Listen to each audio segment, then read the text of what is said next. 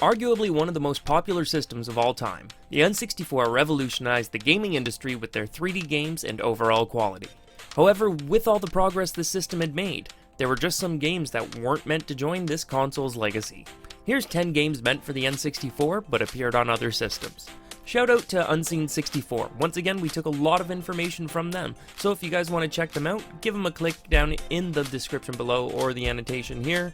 Anyways, let's get on with the list, shall we? Dragon Quest VII. With the first 6 games appearing as Nintendo console exclusives, the game was officially announced in 1996 and was planned to be on the 64 disk drive. Get used to hearing about this gem of an addition. Unfortunately, less than a year later, it was announced that the game would be moving to the PlayStation, more than likely due to storage restraints, and the lousy success that was the 64 disk drive.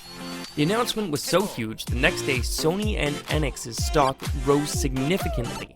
At least Nintendo finally got the game on one of its systems, even if it did take them 16 years to do it. Number 9. Mario 64 2.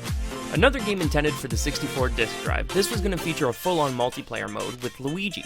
It would seem that there was only an early prototype with the multiplayer before development was cancelled, and they started a new Mario game on the GameCube. We wouldn't see Luigi make his true debut in Mario 64 until the DS release, and we would finally get a 3D multiplayer Mario when Super Mario World was released for the Wii U.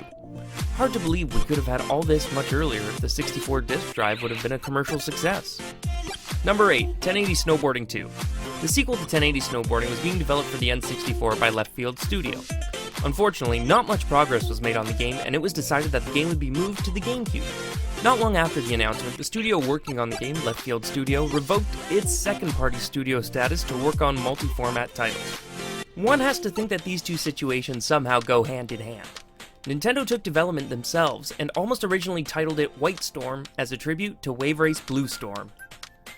Number 7. Fire Emblem Maiden of Darkness. The N64 disk drive rears its ugly head again.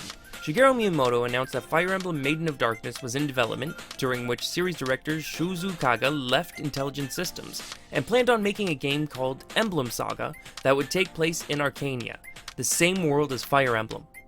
Nintendo wouldn't allow it and had a legal battle with Kaga, and the game had to be reworked into Tearing Saga. After all these issues arose, the game was cancelled for the 64 and developed for the GBA.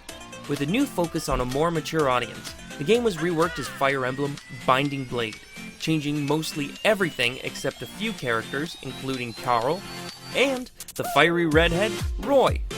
Hard to believe, even in the early stages, Nintendo knew they had a star on their hands with Roy. Number 6. Resident Evil 0. We just cannot get rid of the ugly younger brother of the 64 canon. While Resident Evil 0 was originally conceptualized while the original Resident Evil was in development, and it was decided that the game would be developed for the disk drive. Due to the DD's poor sales, 4 years later Capcom decided to develop the game for the 64 cartridge, due to many of the unique features, namely the lack of load times. The game was about 20% completed and even had a demo playable at the Tokyo Game Show that year. However, the game shifted to the GameCube, which allowed the developers to create more detailed environments, and due to the increased power of the GameCube console, they added an extra CGI cutscenes. Number 5. Eternal Darkness Sanity's Reckoning. Originally shown at Space World 1999, this game wound up going through a few delays. The original delay was because Nintendo was short on launch titles for the GameCube, so the game was pushed back a few years. The game was set to revolve around Special Forces commandos deep behind enemy lines, set in an Arab world. However, due to the 9/11 attacks, Nintendo thought the subject matter to be too sensitive at the time. So, the story was reworked and the game was pushed back once again. Add in the fact that the cost of manufacturing the high-capacity cartridges for Eternal Darkness was high compared to that of their proprietary disc system, it just made more sense for Nintendo to push the game to the GameCube. Number 4. Kirby Air Ride. Originally titled Kirby Bowl 64, this was one of the first games shown for the N64. The game had a relatively quiet and long development, and had its status switched multiple times before finally being cancelled. The game resurfaced years later in a short video at the 2003 DICE Summit. The original version had Kirby playable as a rolling sphere or gliding around on a snowboard and had potential to hold races with up to 4 people. The game then changed its title to Kirby Air Ride and changed the snowboard rolling race style to riding on stars, and even enabled the players to jump off their vehicles and explore the area. Number 3. Earthbound 64. This game actually took over 9 years to develop, taking place between 1994 and 2006. Following the success of Mother 2, the series was given the green light for a third installment. Inspired by Super Mario 64, the game was intended to be a 3D game for the N64 disk drive. It's back. But due to the failure of the hardware, the game was moved to the cartridge format. The game was about 60% complete in 2000, but Nintendo decided to cancel the game in late August. Iwata later clarified that the game was not cancelled due to complications or development issues, but rather the team needed more resources for Project Dolphin. Later, Iwata wondered why the game needed to be in 3D, and creator Shigesato Itoi agreed, saying that the team got caught up with all the 3D hype. In 2003, Itoi was working on a way to port Mother 1 and Mother 2 to the Game Boy Advance, and thanks to encouragement by fans, he began redeveloping the game for the Game Boy Advance.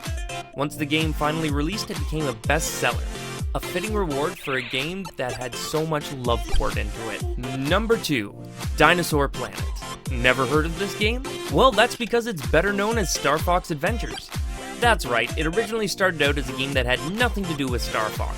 However, after Shigeru Miyamoto noticed a resemblance between characters, he pushed the team to shoehorn the Star Fox characters into the game so it could be a launch title for the GameCube. The game, however, did give us our first female protagonist on Team Star Fox, Crystal. Many fans hate this game, citing it's not a real Star Fox game, with R-Wing levels and the final boss coming from the Star Fox universe, and everything else was completely different. Although the gameplay was a lot of fun, and I highly enjoyed it, calling it a mashup between Zelda and Star Fox. One has to imagine that if the game never went the Star Fox route, it would have been remembered much more fondly. Number 1, You're a Zelda. Stop killing games, disk drive! Alright, now with that out of the way, You're a Zelda was intended to be an expansion for The Legend of Zelda: Ocarina of Time. It was meant to provide alternate, more difficult dungeons, including the Unicorn Fountain. Eventually, due to delays and poor sales of the disk drive, the game was completely scrapped. Parts of the game were ported to The Legend of Zelda: Ocarina of Time Master Quest for the GameCube. The game there wasn't actually ported, but simply running an emulation from the previous version.